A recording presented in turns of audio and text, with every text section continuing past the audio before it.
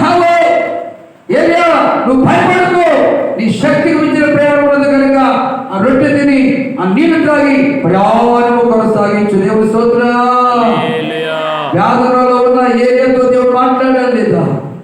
దిగులుతో ఉన్న ఏలియా దగ్గరకు దేవుడు తన దూతను పంపించాడు లేదా?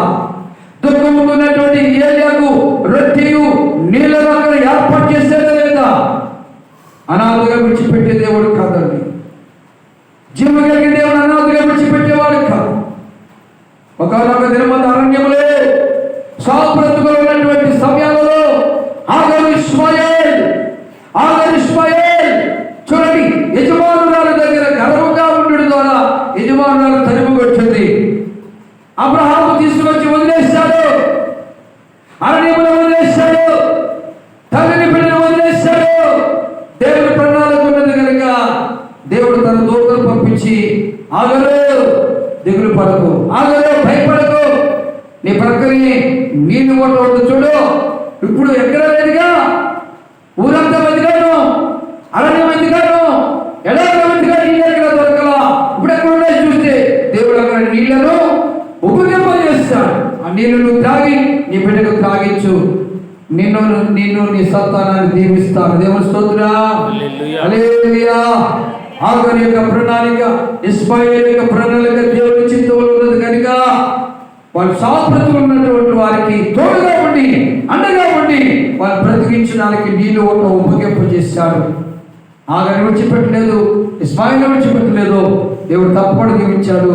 ఎందుకంటే అబ్రహాము దిగులు పడ్డాడు. కానీ దేవుని మాటకు లోబడి భార్య చెప్పింది చేయడానికి ఇష్టపడ్డాడు కనుకని దేవుడు అబ్రహాముతో మాట్లాడు, అబ్రహామా ఇస్మాయిల్ విషయంలో దిగులు పడద్దు, ఇస్మాయిల్ విషయంలో దిగులు పడద్దు. మీరు విడిచిపెట్టా కానీ నేను విడిచిపెట్టాను. దేవునికి స్తోత్రం. హల్లెలూయా. దేవుడు అబ్రహాముతో చేసిన వాగ్దానమును బట్టి ఇస్మాయిలును దేవుడు దీవించాడు. చప్పటి దేవుడు అర్పించుకుందాం. హల్లెలూయా.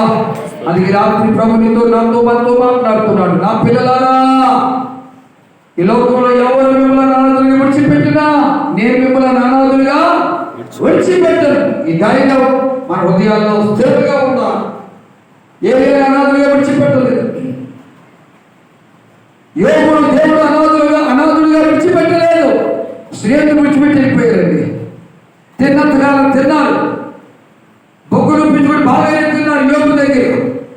ఇప్పుడు యోగుకు శ్రమ వచ్చినప్పుడు, యోగుకు కష్టం వచ్చినప్పుడు, యోగుకు శోధన వచ్చినప్పుడు, యోగుకు సమస్య వచ్చినప్పుడు స్నేహితులు న్యాయాలు మోపి నిందలు మోపి యోగు యొక్క స్నేహితులు విడిచిపెట్టి వెళ్ళిపోయారు. కానీ దేవుడు విడిచిపెట్టాడా? ఏమా యోగు యొక్క నీతిని బట్టి, యోగు యొక్క విశ్వాసాన్ని బట్టి, యోగు యొక్క ప్రార్థన జీవితాన్ని బట్టి దేవుడు యోగును విడిచిపెట్టలేదు.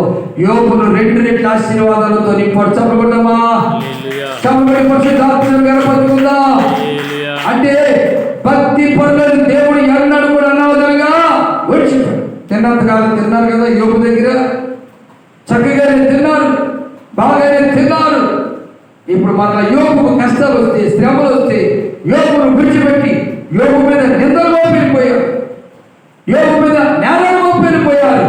వెళ్ళిపోయినా కానీ యోగు తన స్నేహితుల కోసం ప్రార్థన చేయడం మానలేదు. దేవునికి స్తోత్రం. అందుకే దేవుడు యోగును అనాథగా విడిచిపెట్టలేదు. యోగును అనాథగా దేవుడు విడిచిపెట్టలేదు. యోగును అనాథగా విడిచిపెట్టారు దేవుడు. నేను అనాథగా విడిచిపెట్టారా? ఒకసారి ఆలోచన చేయి. నేను అనాథగా విడిచిపెట్టలే. పరిశుద్ధ గ్రంథంలో చెప్పుకుపోతుంటే చాలా మంది ఉన్నారండి.